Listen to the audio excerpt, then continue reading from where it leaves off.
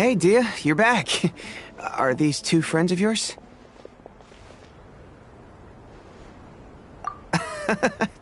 Likewise. There's no need to be so formal with us. We're a pretty casual crew. Anyway, since we've got newcomers, let me fill you in on what Dakan al-Ahmar has been up to lately. They've become extremely aggressive. Apparently, even their own now have become acceptable targets. They even attack other relics brigades, just the same as any other mercenary brigade. Even the most ferocious beasts still protect their own. And it sounds like they've thrown that straight to the wind. That's right. Once they've collected enough loot off the other mercenaries, they sell it off to a different brigade, or turn to merchants on the black market. A portion of their profits is immediately exchanged for more food and weaponry to be used in their next violent operation. That's terrible! Yeah, and it really makes you wonder why they're so desperate for Mora. A few days ago, Isham and I trailed them for a while, and even disguised ourselves as merchants to conduct trade with them. We were able to learn a few things from the exchange. Rather than saying they're out to plunder and hoard Mora, it'd probably be more accurate to say that they're experiencing an internal power struggle. Wait, a power struggle? You heard me right. The vast majority of their victims are mercenaries from the other brigades of Deshret's relics. If their only goal is Mora, they could have gone after anybody. The targeted nature of their attacks points to a power struggle between the different brigades within the relics. That's the only plausible explanation we have. Unfortunately, we weren't able to find out anything more specific. It seems they're also trying to keep things under wraps. Oh, one last thing we discovered was that over the past few years, as Dakan al-Ahmar became more and more active, Deshret's relics as a whole became a lot weaker. It sounds mighty strange to me too. Harun, you can leave the rest of the investigation to us. Gotta say though, I didn't expect you to go on a whole undercover mission during the few days I was gone. Sounds like you were really putting your necks on the line, no? Nah, it was nothing. We're just as concerned about the situation as you are. The Khan al-Ahmar is your father's crew after all. What he said. Besides, Dia, haven't you done more dangerous things than all of us combined? What we did is nothing compared to your experiences. Yeah. And while they went to talk with Dakan al-Ahmar, I took a look at the last camp they attacked. Any survivors of the attack were already long gone. There was nothing of value left in the camp. Ah, Hisham and Khalaf. You're here too. We rushed over as soon as we saw you come into Caravan Ribat. Although this new friend of yours looks a little green behind the ears, I'm sensing a special vibe from him. Now that we know you'll have a capable partner with you, we can also rest easy. Hey, what about Paimon? Feel anything special?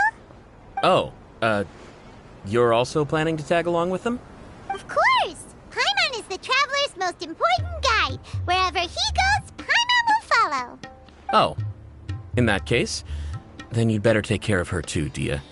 Don't underestimate Paimon! Don't worry about her. She may look tiny and helpless, but she's been through just as many battles as the traveler here. Even if she had only survived on sheer luck, then that alone would still make her quite formidable. I had no idea. I guess I shouldn't judge by appearances. Oh, one other thing, Dia. When you're free, why don't you update the deputy about your upcoming schedule? We held another recruitment event a few days ago, but everyone only came to see the Flame Mane. You weren't around at the time, so people were pretty disappointed to only find our crew of rough, unkempt guys. The deputy put a lot of effort into the event, but it was basically for nothing. Only a few people chose to stay, and that really got to him. Sorry to hear that. I'll be sure to bring him some great liquor next time. I left in a hurry, and I couldn't make it back in time for the event. Gotta admit, I can understand their disappointment, though. You're our brigade's main selling point, after all. Now, if only the deputy could figure out a way to bring a few more smoking hot members into our ranks. Keep dreaming. Remember the last time I invited a couple gals into the brigade? You all just froze up with your mouths gaping like a bunch of scarecrows. The awkward silence and weird expressions left quite the impression on them. They were originally interested in joining us, but after that, they both told me they were too uncomfortable to stick around. Hey, didn't we agree to never bring that up again? Huh? Wait, are you serious? Why have I never heard about this? I don't think you were part of the brigade yet. Are you kidding me? I missed a once-in-a-lifetime moment like that and you weren't even gonna tell me? All right. We can tell you about it later. Now's not the time. Hey, don't you try to change the subject. You and Hisham get your butts over here and tell me everything right now. Are they always like this? More or less. There aren't many rules or graces when it comes to mercenaries. We're used to just speaking our minds. If someone starts getting under your skin, you just yell right back at them. And if that doesn't put an end to it, then you just challenge them to a fight. But we also don't tend to take many things too seriously. Being direct and getting it all out of your system as soon as things come up is better than keeping everything bottled up, never talking about it. That's also why I never spare their feelings when I talk to them. If I want to laugh, I'll laugh. If I'm angry, then I'll unload on them. It's hard to stop once you get used to it. Though, I can never do that when I'm with the Homayanis. Hey, knuckleheads! Can you at least tell me the rest of the intel before you go back to your bickering? Yeah, you hear her, Holloff? Told you we gotta focus on the investigation first. I drew up a map. Right here's the spot. There you'll find the merchant caravan responsible for getting rid of Dekhan al-Akhmar's looted goods. All you gotta do is wait and ambush them in the evening. They'll have no idea what hit them. Perfect. Thanks for that. Be sure to pass my regards to everyone else in the brigade as well. Will do. You stay safe, Dehya.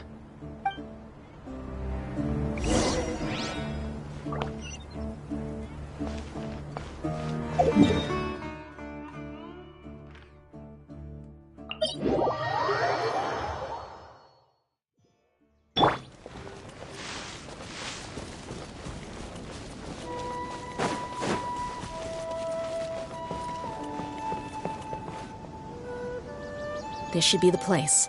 Let's find a spot to hide and bide our time. It's gonna come down to a fight one way or another, so let's all be careful. No need to worry. He knows his way around a fight. I'm not worried about that. What I meant is that we probably shouldn't go too hard on the enemy.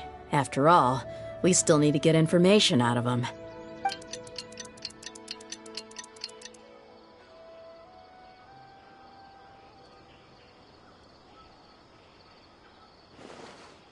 Here they come. You ready? Let's not give them a chance to react and end this quickly.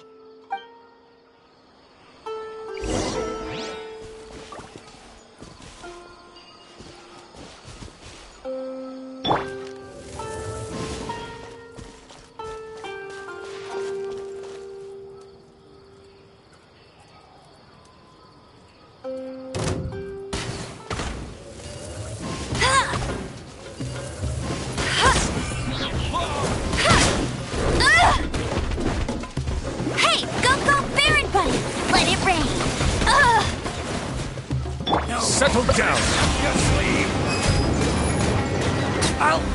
Where do you think you're going?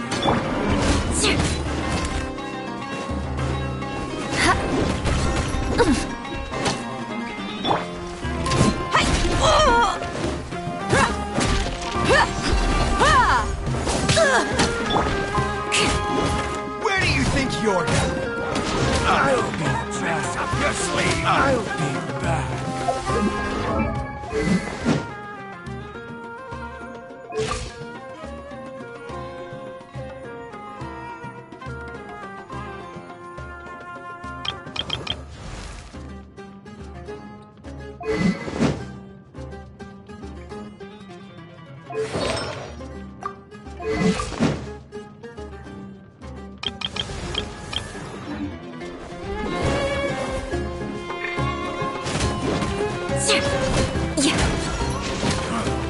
You want this one?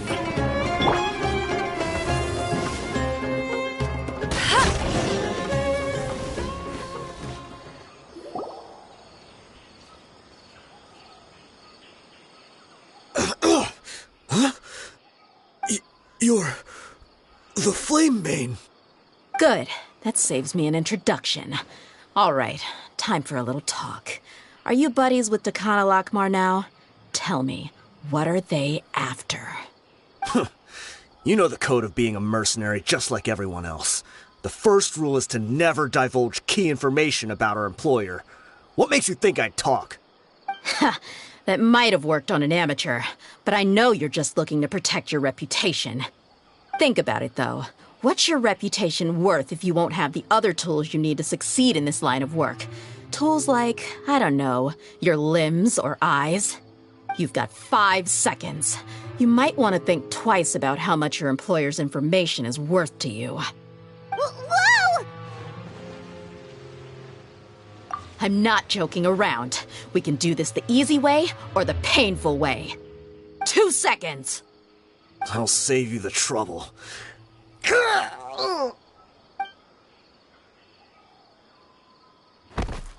Huh? Are you crazy?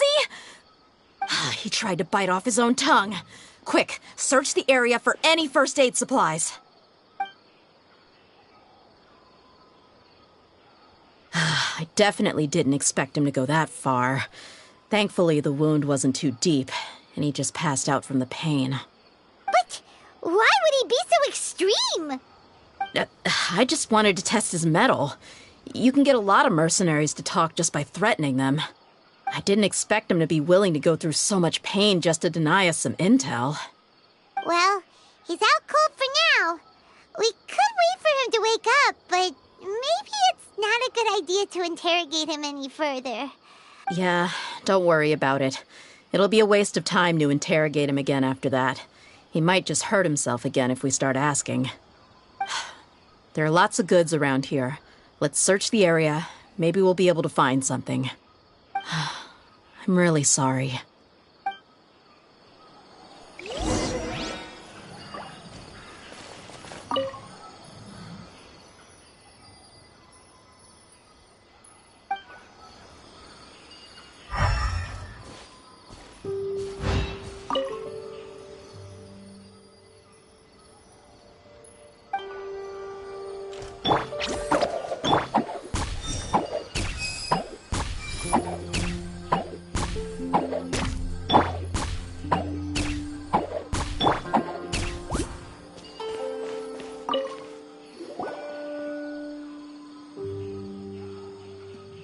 We found a piece of paper with a bunch of names on it. Maybe it's a record of something. Let me take a look. If this really is a merchant caravan, they should have a record of their transactions. Yep. I see an entry for Dakana Lakmar right here. Kusela, Idrisi, Bashar, and Takriti. All familiar names. Dakana Lakmar has been trading for a hefty supply of food, weapons, and medicine. It seems that in the past, they used to receive some canned knowledge as well. This caravan is just one link in their logistics chain. Once in the rainforest, the caravan will exchange the looted goods for Mora, and the funds will then be passed to a specific person. That person will then pack the caravan full of necessary goods, which will then be brought right back to Dakana Lakmar. Wait, why is there no Mora value recorded for the final transaction? No value? Yeah. Every transaction before the last one was marked with an exact amount of Mora, but the final one, where they paid for everything to be brought back to the desert, was simply marked as delivered. Perhaps. But they couldn't have known how much they would make off selling the loot. Do they not care about profit margins at all? Anyway, the next part's the records of the goods themselves. There are a lot of entries. Everything was probably sourced from the rainforest. Huh? What's wrong? Shazaman Homayani? Homayani? You mean Dunyarzad's family? Could it just be another family with the same last name? I'd be surprised to find someone with the exact same first and last name. Shazaman Homayani is Dunyarzad's father, and the head of the Homayani family. Just what the heck is going on here? I'm sorry. You're right. I'll consider what we found and not jump to conclusions just yet. But what this piece of paper confirms is that the Homayani family has been providing goods to Dakana Lakmar.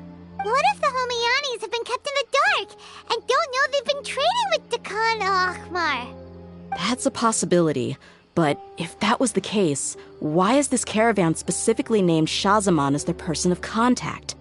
They could have just as easily bought goods such as food and medicine directly from Caravan Ribat or Port Ormos. Yeah, funding violence and looting. The brigade gets the goods, and he is paid the proceeds from the sale of the loot. But why would he do something like this? It's not like the Homianis are in need of money. I honestly have no idea. I've been to their estate many times, and I've never noticed anything suspicious.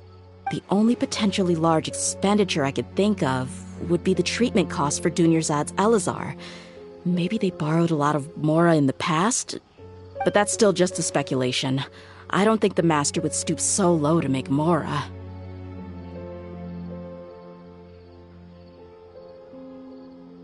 You're probably right. I know my lady's personality, and she wouldn't deliberately keep something like this from us. But what should we do now? All we found is just another mystery.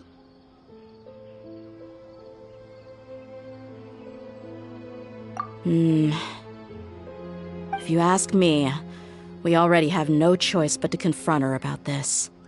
I'm not worried. It's too early to make a verdict yet. I still have faith in the Homianis. Let's go find my lady again. We'll tell her everything and see if she's willing to lend us her support. If we're lucky, we can not only figure out the mystery of this paper, but also follow the trail of breadcrumbs to the people responsible at Dakan al-Akmar. Dehya, are you sure this is the best decision? What if instead of getting the help we need, we just end up revealing everything we've discovered to the enemy? I've considered that possibility. But even still, I want to tell her what we found.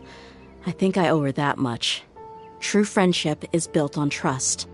She showed genuine concern for me when we first brought up the topic. I can't repay her kindness with doubt and suspicion. That's not how I deal with people. You're right.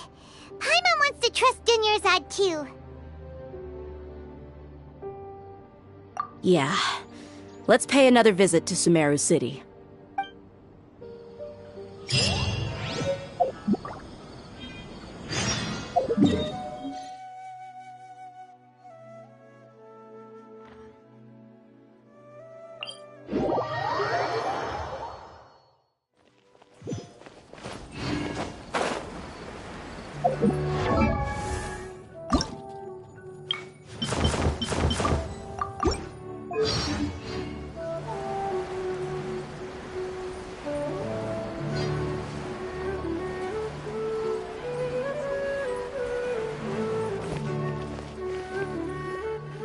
We're back, my lady. Oh, you're back a lot sooner than I expected. You mustn't have run into any trouble then. Well, how did it go? What did you come up with? Actually, we are still investigating. It's just that we've discovered something strange. I see. The clues you found have led you back here, in the city? Something like that. Yeah.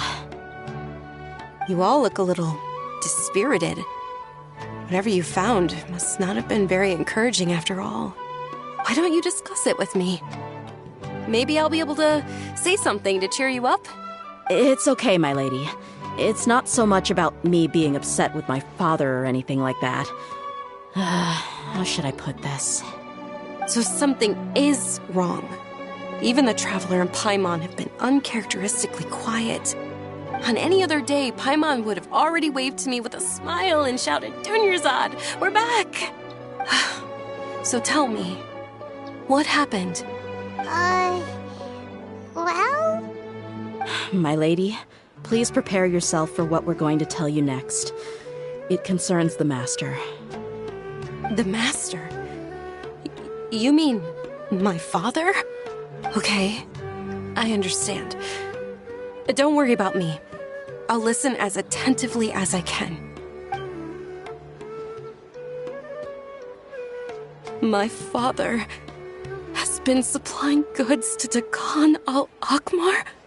Yeah, it makes as little sense to us as it does to you. I've never doubted the Master's integrity, so I'm having a real hard time rationalizing how he could ever support an infamous brigade like them. Maybe he's not actually aware of the full story and just stumbled into the deal by accident. I can't help but agree with the Traveler. Huh? You mean you feel the same way, Dunyarzad? Thank you for sharing all this information with me. Since you've told me everything you know, I should also tell you about some doubts that I've been harboring for quite a while. In the past, I thought that my father hired a bodyguard for me so that I wouldn't run away and get lost. However, there are plenty of capable mercenaries in the Corps of 30. Why did my father go out of his way to hire Dehya? About that. Well, the Homayanis really needed bodyguards, so they reached out to the Blazing Beasts. Later, the Master told me that I was one of the best mercenaries he'd ever seen, and that I should stick around to become one of his bodyguards. He offered me a pile of mora, so I just signed on. Well, but that didn't really answer my question. Just think about it. Why did my father specifically reach out to the Blazing Beasts? Maybe the Corps of 30 just didn't have anyone available, or maybe someone recommended us. I've never given it too much thought. I think I get what you're saying. You'd think none of this was a coincidence. Precisely. At first glance, nothing seems strange or out of place. But there are many parts of the story that don't actually make any sense. If my father had always been in contact with Dekan al-Akmar, then it would make sense for him to bring Dehya into our house. You mean the goal all along was to get Dehya to be your bodyguard? No, that's too much of a stretch. I cut all ties with my father a long time ago. He has no control over my life anymore. But that still doesn't rule out the possibility that your father has still been trying to influence your life without you knowing. So, the Master was not likely an innocent victim in all of this? Sorry we put all this on you so suddenly, Dunyarzad. It's okay, Paimon. I should actually be thanking you. Regardless of his reasons, if my father has truly been funding a violent group of mercenaries, then it's my duty to bring him back to reason. But is that really the right thing to do? My father has committed many atrocities and deserves all the punishment that he has coming to him. I have zero sympathy for him. You may call me an ungrateful child, but my feelings will remain the same. However, the Homayani family has treated me with nothing but generosity and kindness. If we decide to investigate this further, we could end up implicating the entire Homayani family.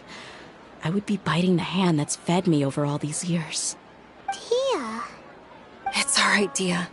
If anyone were to ask, you could always just say that I'm the one who instructed you to get to the bottom of this. You don't have to do that, my lady. I'm not conflicted because I'm afraid of taking responsibility. Besides, you're the one we should all be worried about right now. Hey! It's still too early to give up hope! What was the thing about friendship again? Right, yeah, trust! You said that yourself, Dehya! Besides, there's no point on getting all riled up before we've confirmed all the facts!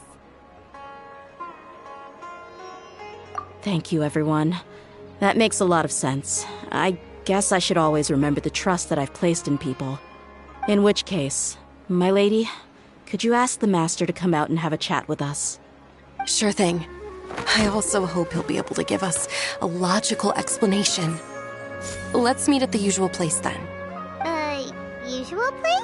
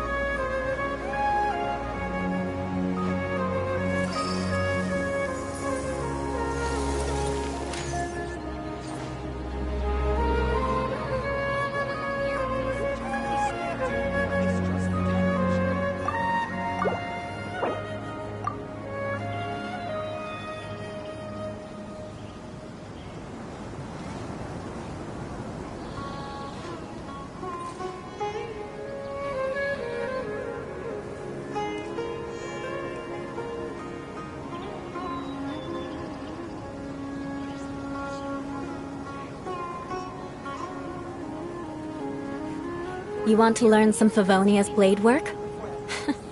Alright then, I'll teach you. Oh yes, I'll teach you alright. Mark my words.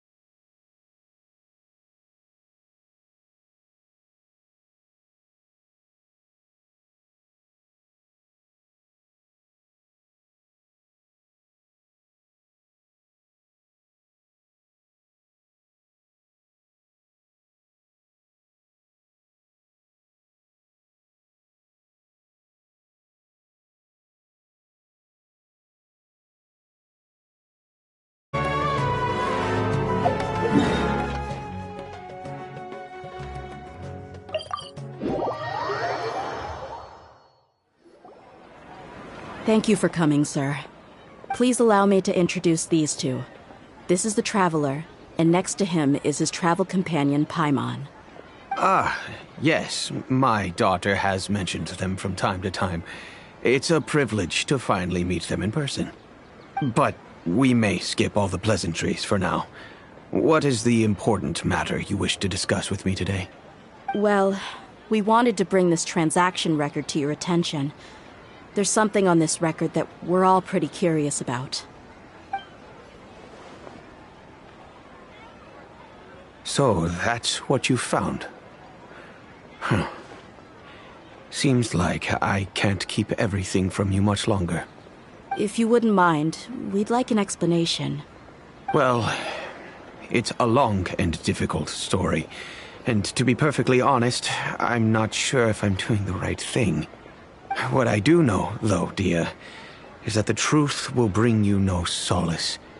If anything, it will likely cause you a great amount of anguish. Wait, me? Yes. I understand perfectly why you came to see me. And I am touched by your collective commitment to do the right thing.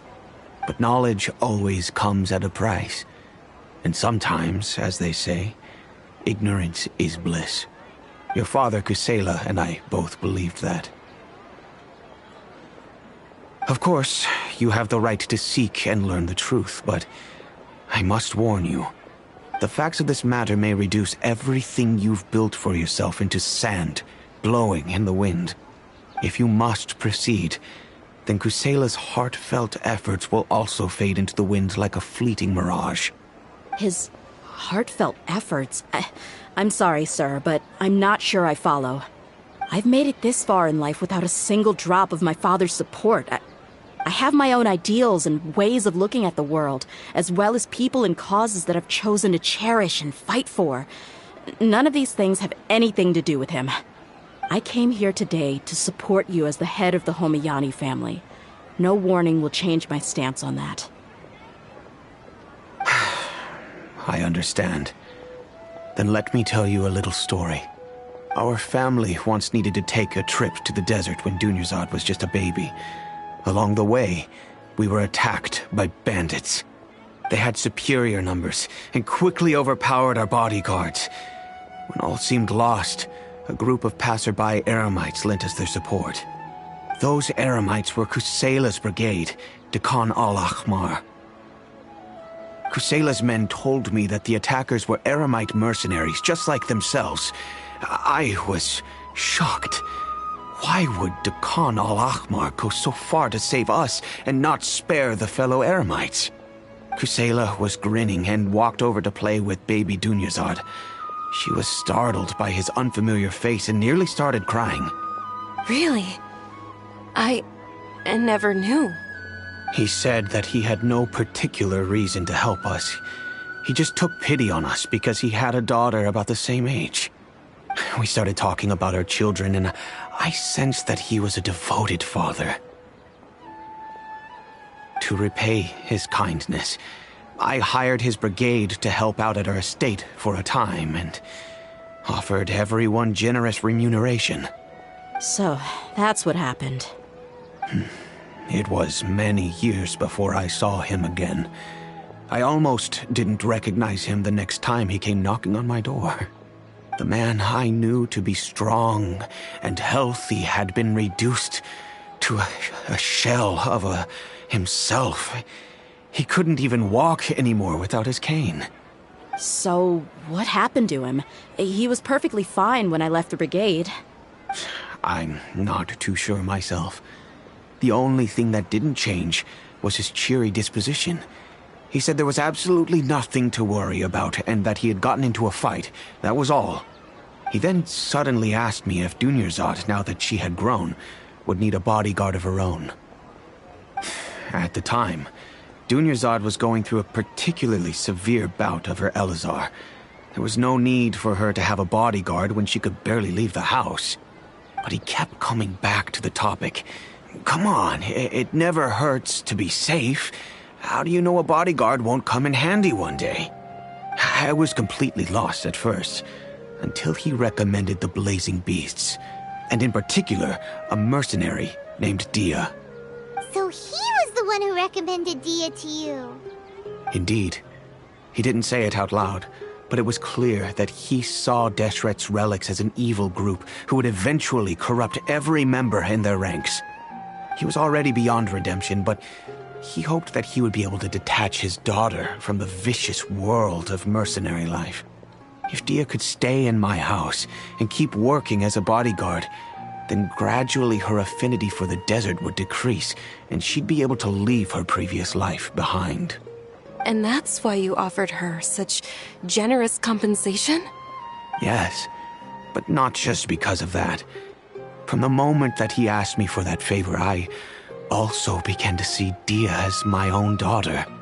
And that's also why I tried to persuade you to stay when you asked for permission to leave. I was willing to spend however much it took. Kusela saved my daughter and me all those years ago in the desert. I could never refuse him entrusting his daughter to me. He was always like that, acting like he's oh so smart and self-righteous. Kusela said that he'd reimburse me for a portion of Dehya's fees. I refused to take any mora from him, but he'd always send me funds anyway. Eventually, I just accepted them as a token of his gratitude. And that went on for a while until I received another letter from him a few years ago. The letter contained a request to help him buy food, weapons, medicine, and even explosive materials. Wait! Isn't that around the time that Dekan al-Ahmar started becoming more aggressive? That's right. When I started to hear some nasty rumors, I became wary. I wanted to meet him face to face to discuss things. But by then, he was no longer receptive to my requests to talk. If I had to guess, it's probably because he doesn't want to put Dehya at risk. That thought occurred to me as well. I figured that he probably came to me for help because he had nobody else to turn to. After some deliberation, I decided to send him some food and medicine. I turned down all his requests for explosives and weaponry. I am aware that even such a reduced gesture of support could lead to others coming to harm, but I could not simply reject his plea for help. In the end, it probably was the wrong decision. I plugged my ears to the rumors and just chose a solution that made me feel least guilty about myself. If you can, please tell me where he is now. None of the things he's doing right now make any sense if he's just trying to keep me from getting tangled up in his world. If all he wants to do is steer clear of me, then maybe he shouldn't have brought me into this world in the first place. Oh no, Dehya, please don't feel that way. I'm just angry because I can't wrap my head around any of his actions. Another way? I don't know. I knew him, and he was nothing more than a childish brute. I can't understand what's going through his head. But I guess you do have a point. We haven't uncovered the whole truth yet. We still need to figure out his exact actions and reasoning for these last few years. I'll do my best to help. Of course, anything between the two of you would need to be resolved between you and him alone. I don't know Kusela's exact whereabouts. Outside of supplying his brigade with some goods, I tried my best to avoid getting involved any further with him. However, there's a man on the list named Jawed. He used to be a mercenary in the desert and is now a member of the Corps of 30. He's responsible for supplying weapons and liaising with the Dekhan al-Akhmar's merchant caravan. I think he should know Kusela's whereabouts. I've heard that he likes to have a few drinks alone and enjoy the cool wind at night outside the tavern. Maybe you'll be able to find him there. Understood. Thank you, sir. Then I guess this is bye for now, unless... I'll stay and be with my father here. To be honest, I'm still a little dazed and haven't finished processing everything quite yet. My father has indeed done something wrong, but if I think about it, I'm also not sure if there was a right way to handle this problem. I feel like our only course of action is to turn everything we know over to the Corps of 30 and let them render judgment. Yes. I am prepared to accept whatever verdict they choose. It's time to face my mistakes.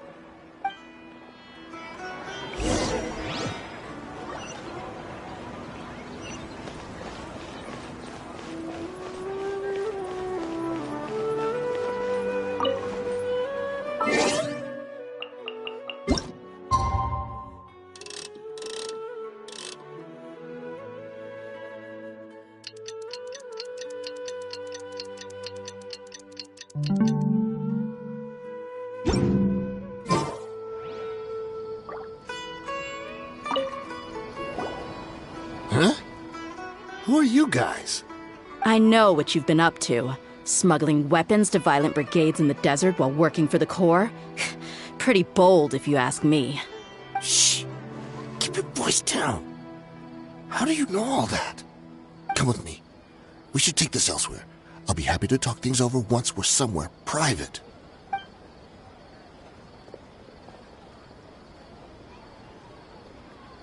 This place should do.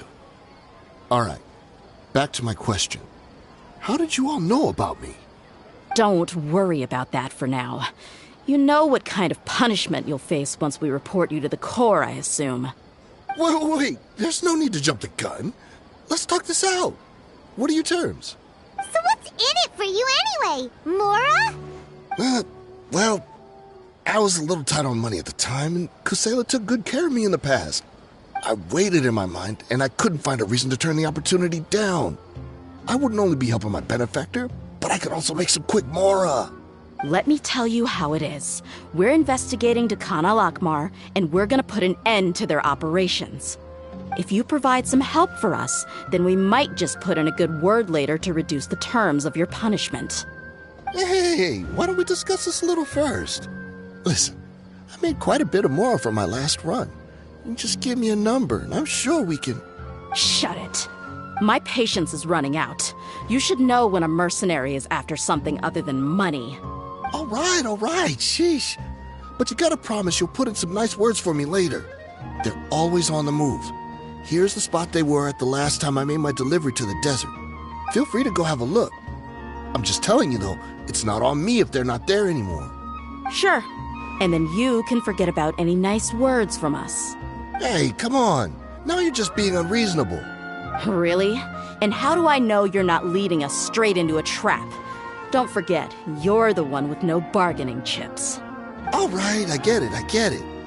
Why don't you go take a look, and if they're not there anymore, I'll try to figure out something else for y'all. Now that's more like it. Let's move. And as for you, try to stick around the city until we get back. You don't want us to call the folks from the Corps and have them drag you back to the city.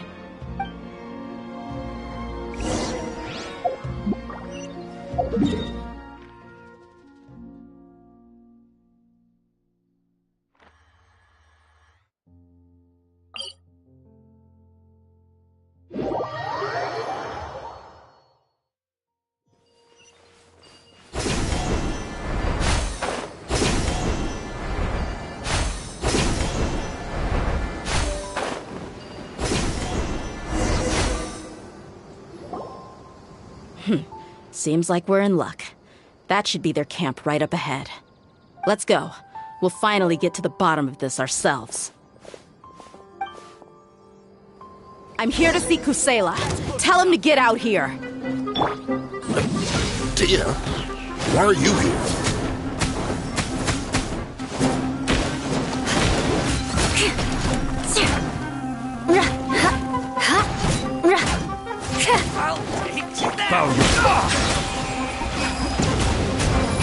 I'll need to take my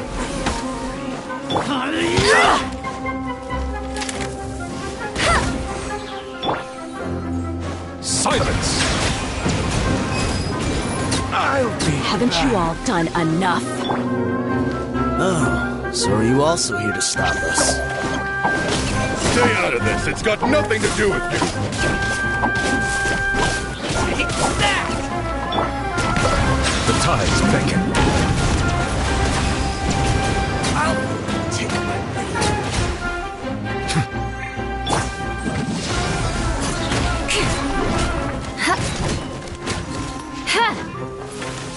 Uruguay, you're up! Yeah!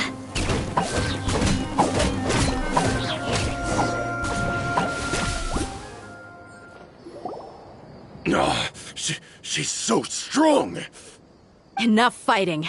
We all know each other, and I don't want to take things too far. Just bring Kusela to me. There's no use hiding him anymore. Did you understand a single word I just said? Or do I need to bash your skull in some more? All right, everyone, let's all just calm down for a second. Dehya, the boss can't come out and see you anymore. He died a long time ago. What? Seems like you've been out of the loop for a while. Guess that's for the best, though. At least, that's what the old man wanted. When did he die? What happened to him? A few years ago, Kusela broke up Dakan al-Ahmar and went to the Deshret's Relics headquarters by himself. So is that when you guys started acting up? We would prefer to call it taking revenge. Every last person in Deshret's Relics must pay in blood for what they did. Let me start from the beginning. Dehya, do you know how the head of the Relics maintained order internally? Overwhelming strength and unquestionable authority? Those were a part of it, yes. But just those on their own weren't enough. They had another tool at their disposal. They called it a person's record. Regardless of whether they joined by their own will or were coerced, every person in Deshret's Relics was forced to leave a record of themselves at headquarters. Whether it be their deepest sin, some unforgivable act, or their most immoral exploit, the record served both as a symbol of loyalty and the perfect material for blackmail. That's precisely it. Every one of us have a record. Me, Bashar, Tikriti, and all the boys who grew up with Dehya and ended up joining our ranks. But you, Dehya, you were never asked to provide a record, were you? I never even knew this was a requirement. You were probably the only person in all of Deshret's relics who didn't know about it. Ever since you were born, Boss had been trying to shield you from this organization's sinister rules. Not only that, but he also banned all of us from committing any nefarious acts. He said he'd take care of the dues we had to pay regularly to headquarters. But in the end, he was just an ordinary person. What could he do? He was forced to go to headquarters again and again to account for missed dues and incomplete records. He'd come up with all kinds of excuses and get beaten up as a result. We all knew he was doing that for you. He wanted to get you out of this world, no matter what it took. And that's why he became a shell of himself and couldn't walk without a cane. Wait, but that doesn't make any sense. I didn't know about any of this, and I'd never seen him get injured or beaten. Because you were too young at the time. How would you ever tell between wounds from a beating and wounds from battle? When you left home after that final argument with him, he seemed to age by a decade overnight. Even his hair went gray. So, even the blazing beasts were... Yep. It was all his doing. Had he not arranged them to come to you, you probably would have been reduced to a pulp before you ever left the desert. A few years ago, Boss said he needed to make another trip to headquarters. He was already pretty weak then, and we all assumed he was going to get beaten again. I suggested that he hand the role of leadership over to me, but he said there was no longer any need, since the Khan al-Ahmar would soon be no more. His words made no sense to me, but that night, we heard that a massive fire tore through headquarters and razed everyone's records to ash. Everyone gained their freedom that night. Many members fled, not just from our ranks, but from the other brigades as well. But how could we leave with a clear conscience? All of us who knew exactly what had happened. The boss can't have just died for nothing. Those heartless jerks at headquarters took him from us. From that point on, the sole purpose of the Khan al-Ahmar became revenge. The big fire that Boss started was quite a blow to headquarters' strength. It's given us the opportunity to launch our attack. Even though we're outnumbered, we vowed to see our revenge through to the very end.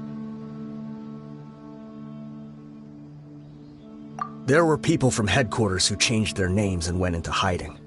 Some fled to other brigades, and others escaped to the rainforest. But we won't let any of them escape our wrath. They'll all pay for what they've done. We've suffered plenty of losses as well. To keep going, we need an enormous amount of supplies, from food and medicine to weaponry and explosives. All we can do is exchange our loot from Mora, and then use that to get supplies. We forged Boss's handwriting and sent out many letters to his former friends. Thankfully, many people were willing to come to our aid. We were also able to attract many mercenaries who shared our goal. We've endured unspeakable pain to win many impossible battles. Deshret's relics have become weaker and weaker, and now we finally have an opportunity to directly strike their headquarters. Paimon doesn't know what to say anymore.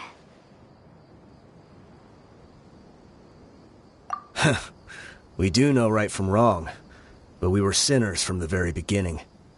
We do not deserve the freedom that the boss won for us with his life. Boss always loved his old-fashioned hero stories. Those tales about sacrificing yourself to save the world.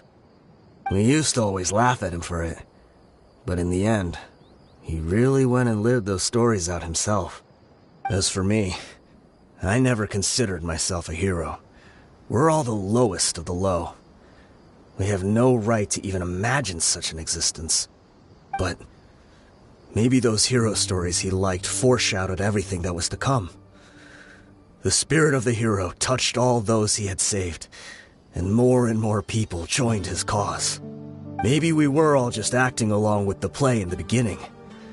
But as we acted the parts and recited the lines, we were drawn in. And now, we want to see the story through to the end. I'm sorry, Dehya. I know you always found us insufferable ever since you were young. Just think of this as a madman ranting. I'll go with you. Huh? Dehya? You wanna go with them? I grew up with these guys, and I know they're not bad people. It's just that some situations get so bad that it's difficult to tell good from evil. All I know is that Deshret's relics must be destroyed. Furthermore, I want to go see the place for myself. I want to know if my father is still there. I know you don't want to get involved in this, so there's no need for you to tag along. I can do this on my own. Yeah, Paimon feels like we'd only regret it if we don't see this through to the end. Thank you. We'll be a lot stronger together with you. I bet Boss would lose his mind if he ever knew you'd join us at the very last moment like this. Considering all the losses and injuries we sustained, we can't afford to turn down someone as powerful as you. He can think whatever he wants. But the fact is, I owe him this much.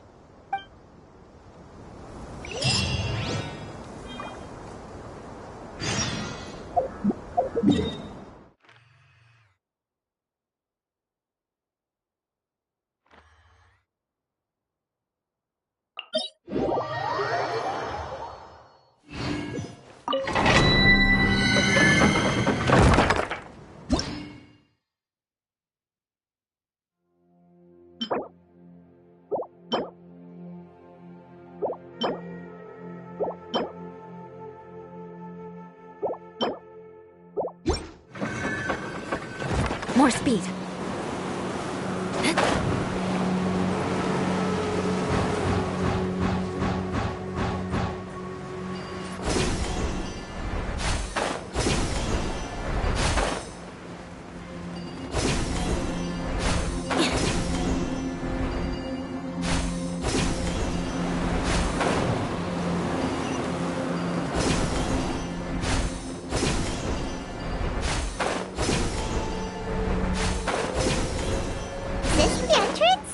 We sure didn't run into much trouble on the way here. Should be. I don't think they have enough manpower left to post guards and defend their perimeters.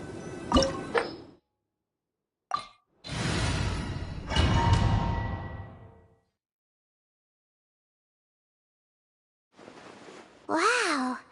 Paimon didn't expect it to look like this on the inside. They should all be holed up in here. Don't know how many people they've got left, though. Who cares? We'll round up all of them. Still, we should be careful. Even if they've only got one shot left, it could still take us out.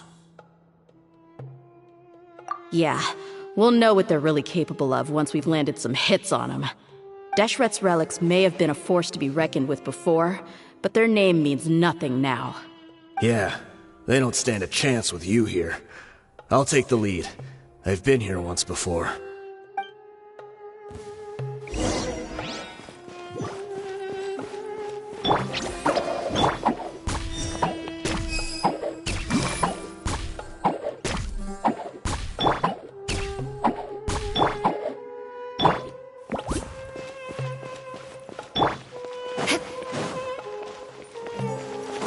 You are not welcome here. Bow your head.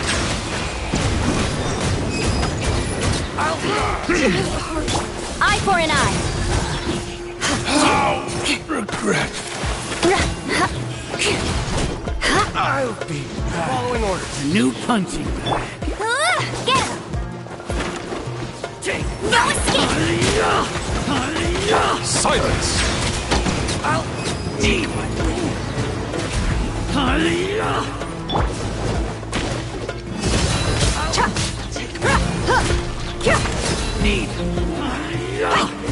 lucky day. Come on, you coward!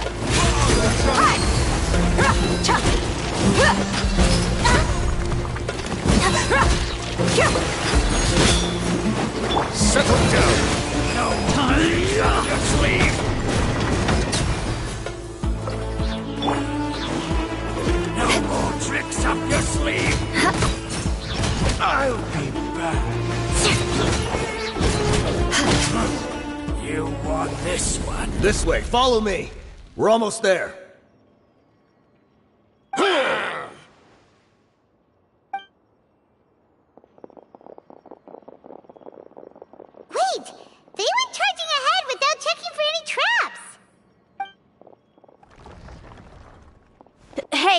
You guys okay? It seems like we just got trapped in here. Don't think we triggered anything else. Watch out, the enemy's coming from ahead! Well, now that things have come to this, seems we'll have to fight our way through. Don't worry about us. We knew something like this could happen. Go and take a look around. There could still be another way through. Let's go! We can't let the boss down! Let's check if there's another way! The sooner we can make it through to help them, the better. Let's see. I think I see a way through over there, but it's being blocked by something. Let's try our luck with that mechanism. Okay, let's go!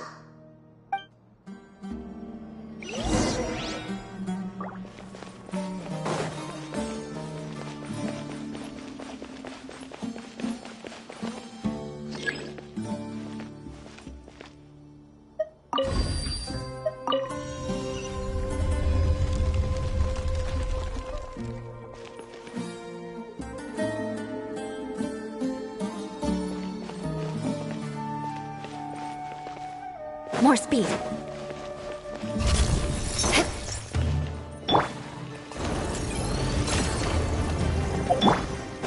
Gloves off!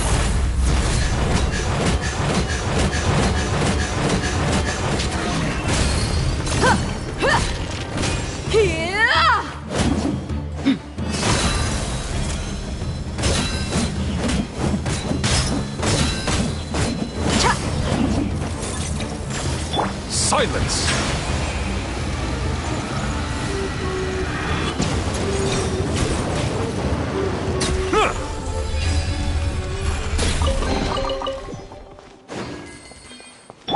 Don't be scared!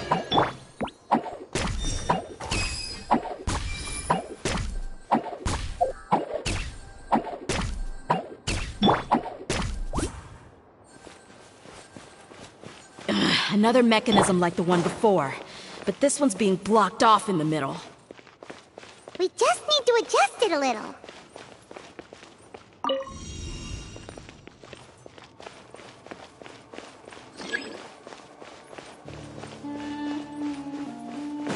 More speed.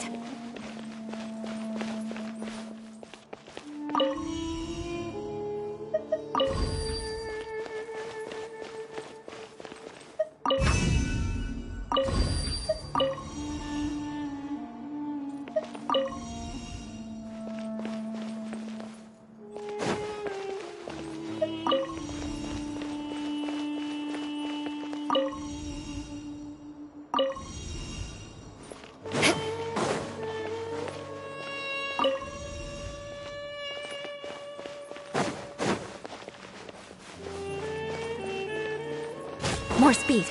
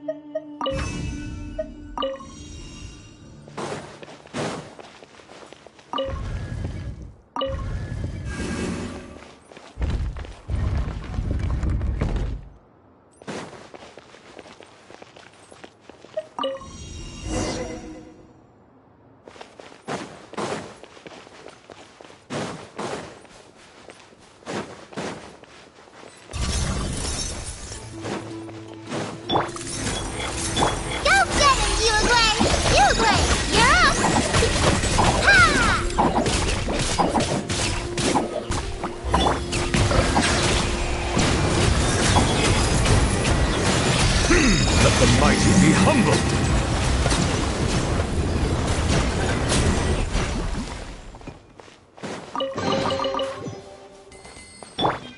Stay put!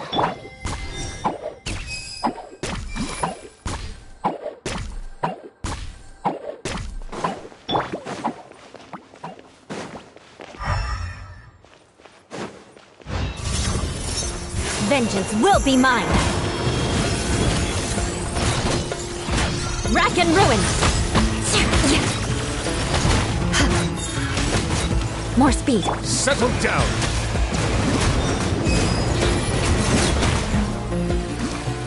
No one escapes! escapes my sight. Go, Baron Bunny!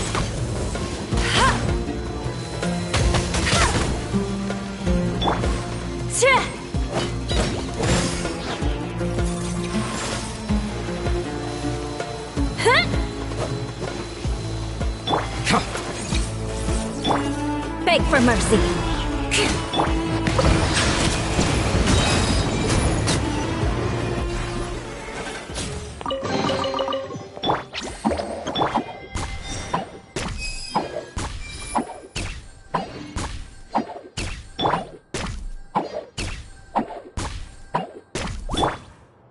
I'll race you there!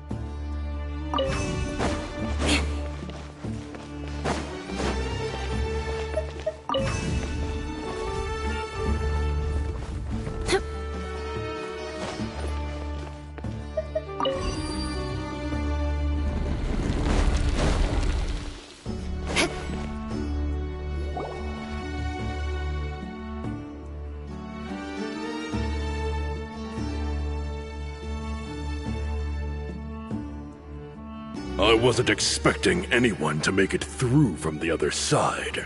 But as a desert dweller, I suppose we should be used to our folks defying all expectations. Don't waste your breath. You have nowhere to run. Run? Had I wanted to run, I would have fled 1,000 times already. I witnessed the golden age of Deshret's relics. Even if I could leave this place behind, all that awaits me now are endless days of humiliation and ruin. Even now, my brothers and I still believe in one thing. The greatest should never live to remember their fall. So you want to go out in a blaze of glory? Let us draw our weapons! We will show them the true power King Deshret bestowed upon his followers. They are but two, while we hold within ourselves the entirety of the relic's glory. Wave one, charge! Eliminate them! Enough.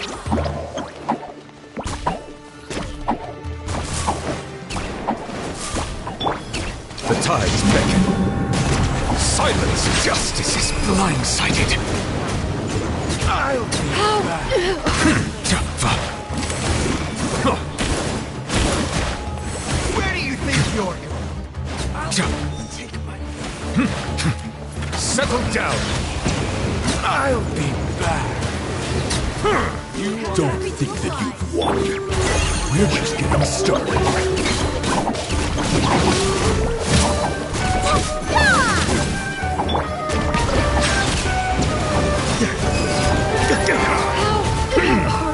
Let the mighty be humbled. King Deshret will not abandon any one of his followers.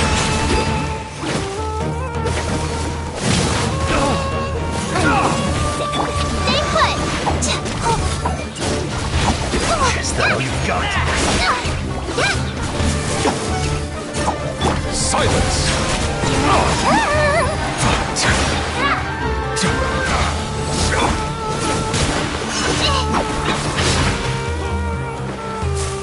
You play! You're up! Test my patience. Gotcha. Will. Be sanctified. Brothers! This is where we prove our faith. Do you all just want to die? None of us plan to leave this place alive! Where do you think? Stay put!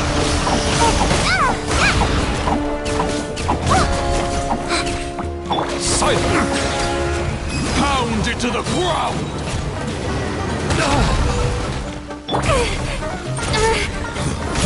Eye for an eye. More speed.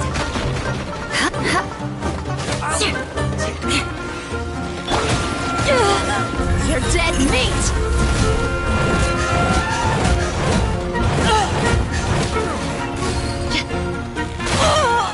Look alive!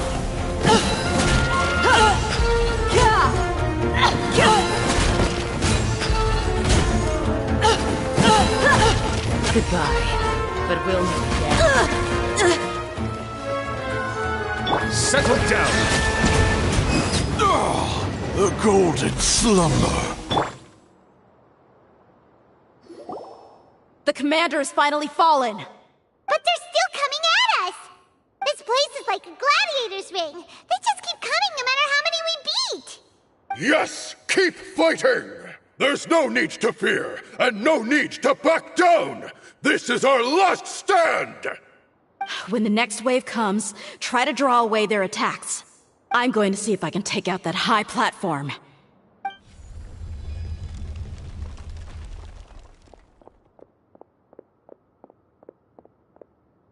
Get out of my way! Come and face me, Michel! Ugh, so they've broken through the front as well. Apologies, Lord Michal. They fight like absolute madmen! No matter how much we throw at them, they just keep coming for more!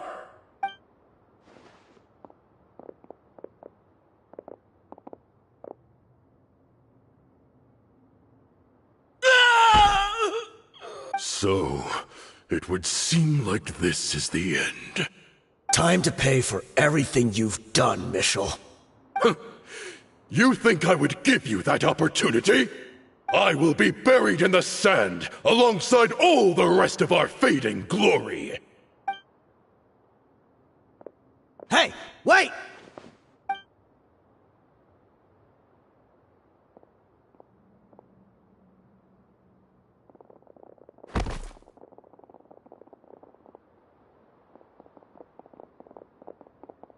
We were too late. It's over. There's no more need to fight. But if you're still going to cling on to your so-called mercenary's pride, then I'll give you all a good beating as well.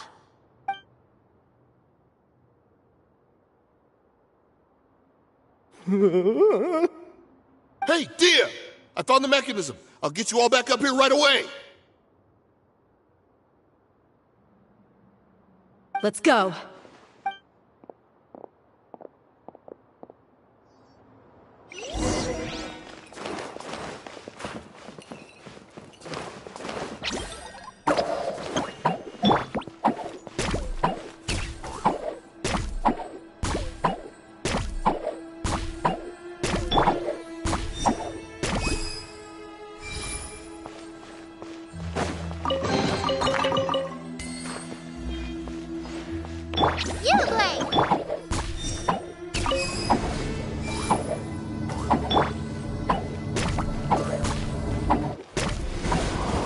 Who are you filthy rats? And why are you always pestering us? You call yourself a member of the infamous Deshret's relics, and you still can't even tell who's made it all the way to your headquarters? Who knows what intent a bunch of rats may have? We try to catch a couple, and you all just show up on the other side instead. How are we supposed to figure out what you're after? Hey, have you ever heard of a man by the name of Kusela? Why would I know? It's not like I'm in charge or anything. This is your last chance to talk. Hey, I said I don't know anything. I'm just an average member here. I'm telling the truth. If you're here to find someone, why don't you look through the records yourselves? Who can remember every name and face with so many people coming in and out every day? The irony. His life became a light for so many, yet to others, it wasn't even worth remembering. Where's the records room? And it's right over there. All the files are in there. You can go through them as much as you want. It's not like any of them still matter anyway. I mean the old records room. The old records room? You mean the one that got burned down? Kusela. Ah, yeah, I remember him now. The guy who could hardly walk. Watch your mouth. That's our boss you're talking about. He was definitely faking it. We all let our guard down as soon as we saw him come hobbling in. But in the short time it supposedly took him to take a dump, he'd already gotten away and started a fire in the records room. He couldn't have possibly outrun us if he wasn't a fraud. And after that, Deshret's relics fell into complete disarray. Stop wasting our time. Every one of us here is perfectly aware of what he had done. Tell me, where is the old records room? It's just over there. Go see it for yourself if it means that much to you. There's nothing left in there but ashes. No human could ever survive that kind of inferno. Bashar, Tikriti, let's go. We'll leave the others here to guard these guys. Spare them no mercy if they try anything.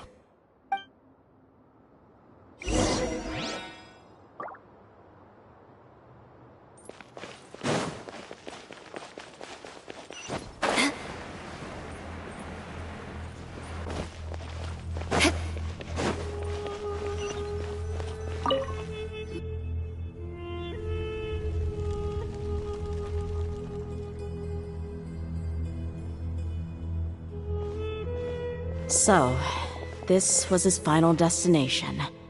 How did he do it? Getting past all the guards with a limp and sneaking in here to start a fire? If he was nimble enough to do that, then he must have been able to get out of here after starting the fire, right? Dehya. I'm sorry. I know it's just wishful thinking. Let's look around. Maybe we can find something that's been left behind.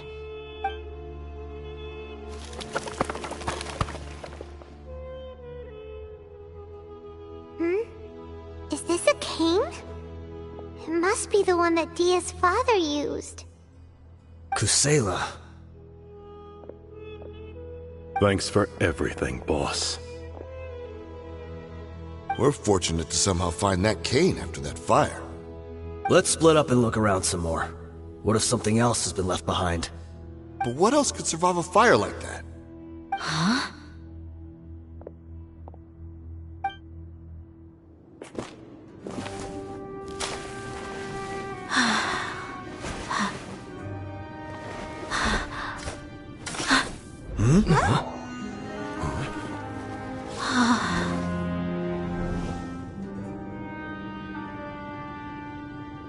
Potso.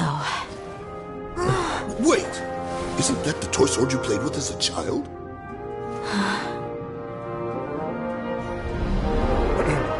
The dragon is no more, for Princess Dehya has slain it. Its head now hangs above the city gates. Her bravery has brought eternal peace and prosperity to us all. Dehya, come on. This is the most important mine. You can do it. But Dehya, you defeated the dragon. Everyone's waiting for your speech. Still too shy, huh? All right, I'll do it.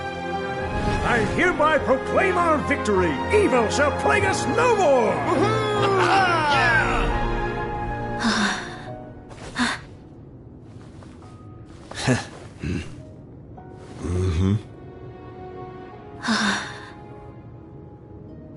I hereby proclaim our victory. Evil shall plague us no more, Dad.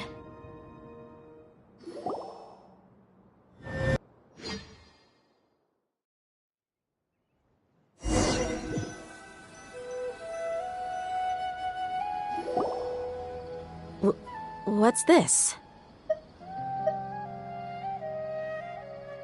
Don't you remember? You asked Paimon what she would do if she were to wake up tomorrow with loads of money.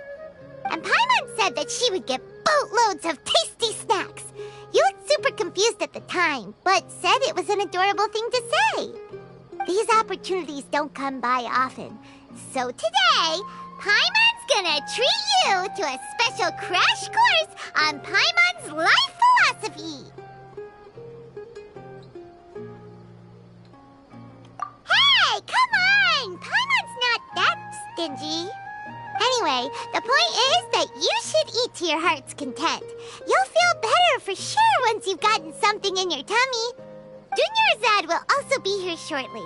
She's already heard that we're back. Aw, thanks, you two. Honestly, this is very unlike me. I just had a lot on my mind on our way back, so I didn't know what to say. My chest was filled with all kinds of intense emotions.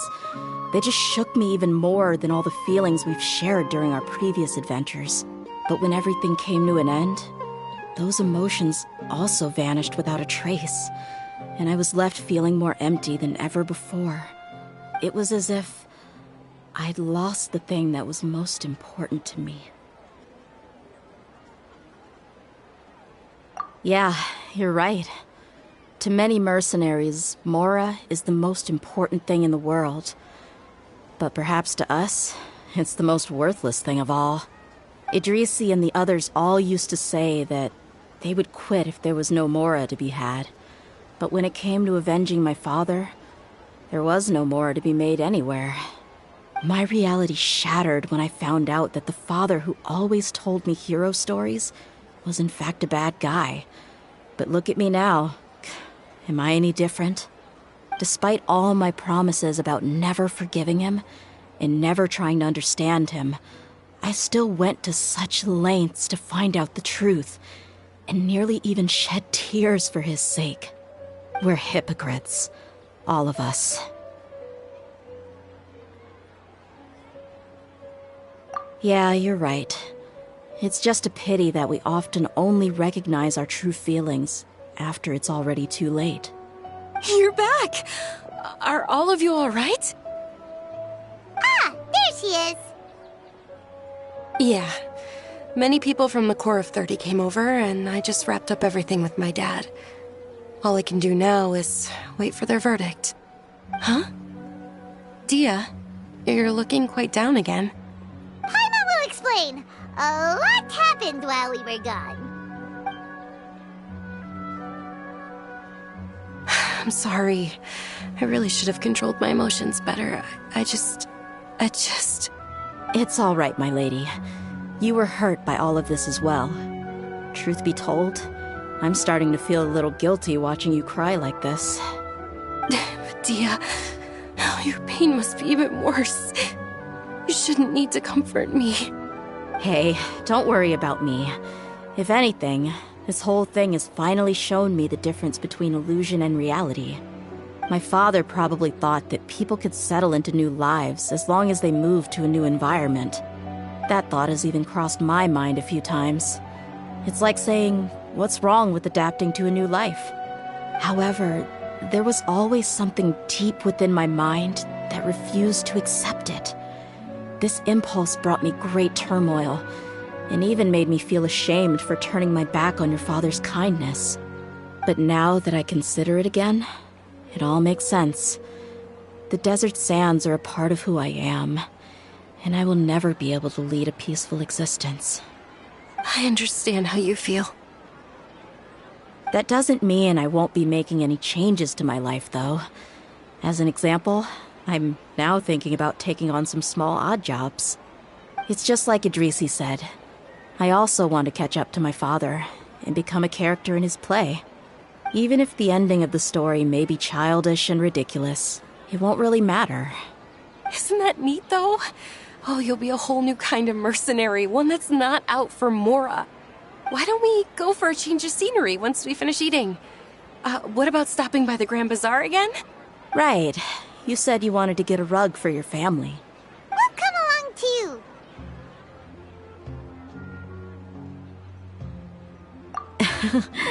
I can't thank you enough for taking care of me this entire time.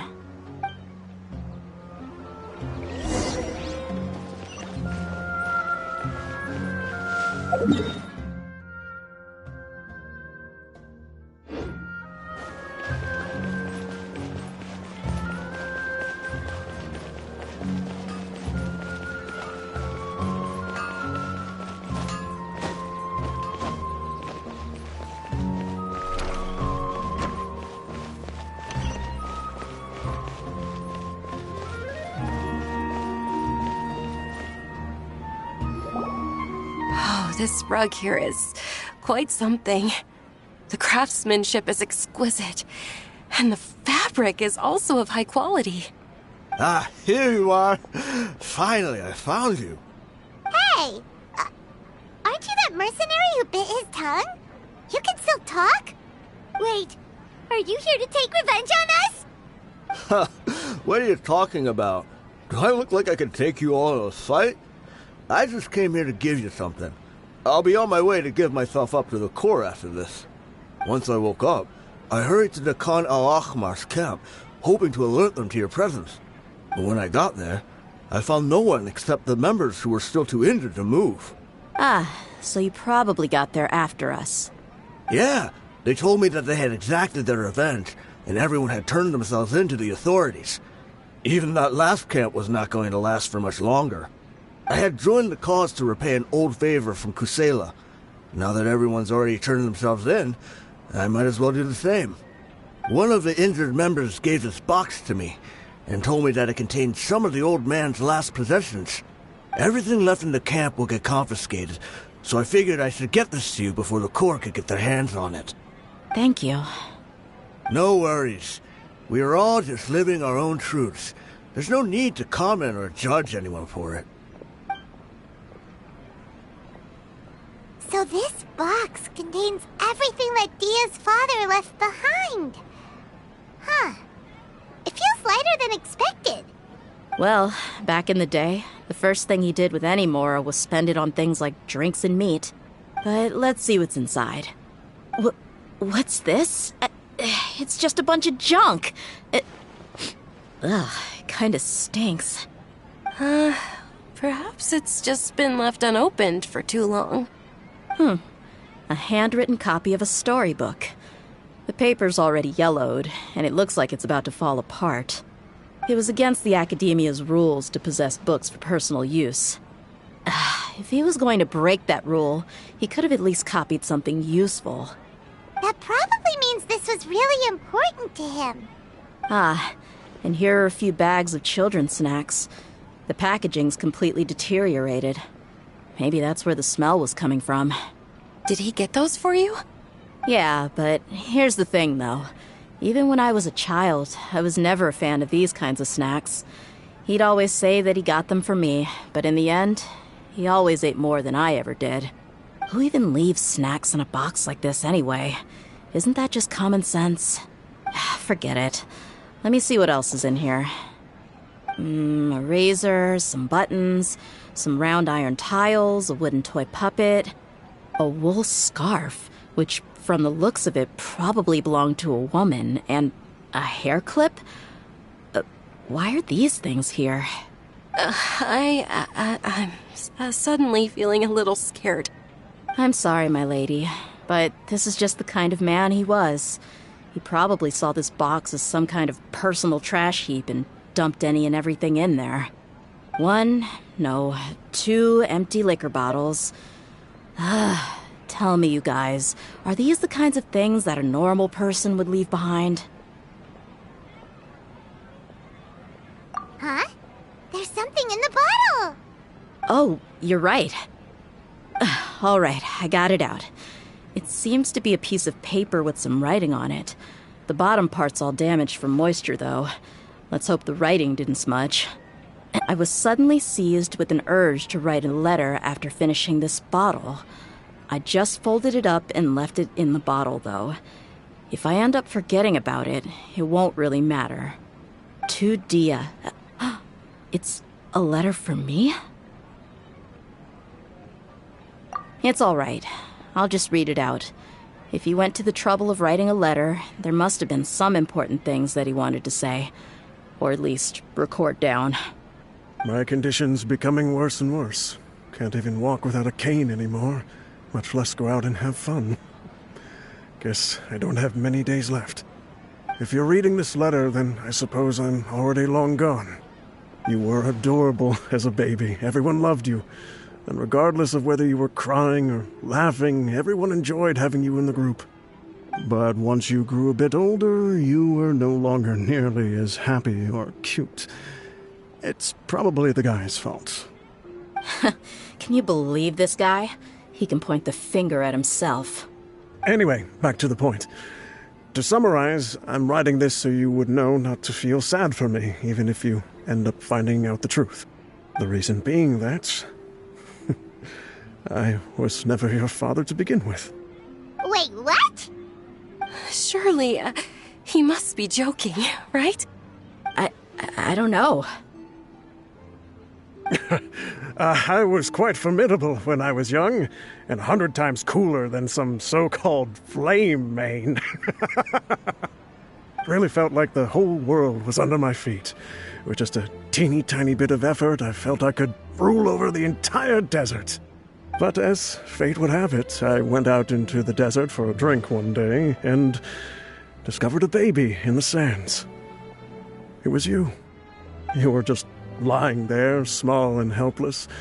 You were so tiny that if the wind blew for just a little while longer, you would have been buried forever. But your cries were so loud they made my head hurt. Now that I think of it, you really were a bundle of energy. Sounds like he's serious. I told Idrisi and the others that I had slipped up with a woman while out and about. None of them even doubted me. I'm sorry that I had to lie to them for so long, but I really had no other choice. I was their most esteemed leader, after all. It's not like I could just tell them that I suddenly wanted to play at being a father. At this rate, I'll puke up all the liquor I just drank from this bottle. Anyway, Dehya, you possess the kind of freedom and kindness that we could only dream of. As far as how you should live your life, that'll be up to you to decide. That's the end of the letter. In the end, he was still thinking of me as a little child. I suppose, or I would have suffocated under the sand a long time ago. He was a good father to you. The fact that he wasn't a blood relative doesn't change that. Yeah. It's just a pity that we had to learn the truth of everything like this. Do you already have some ideas about the decision that he wanted you to make? I do. If he first found me alone in the sands, then I want to try my hand at finding the person who abandoned me. I just have one wish. To tell them a story. That there once existed a childish and foolish jerk with a heart of gold. And that only under his care was I able to grow and mature into the person I am today. If you end up finding any leads, can you share them with us? We go on adventures all the time. Maybe we'll be able to find some information for you. Sure, I appreciate it. I wasn't expecting you to be so enthusiastic. I'll help too. Thank you. All of you. Thank you so much. My life has certainly had its twists and turns, but I've always considered myself lucky. Because no matter where I've gone, I've always been surrounded by incredible kindness.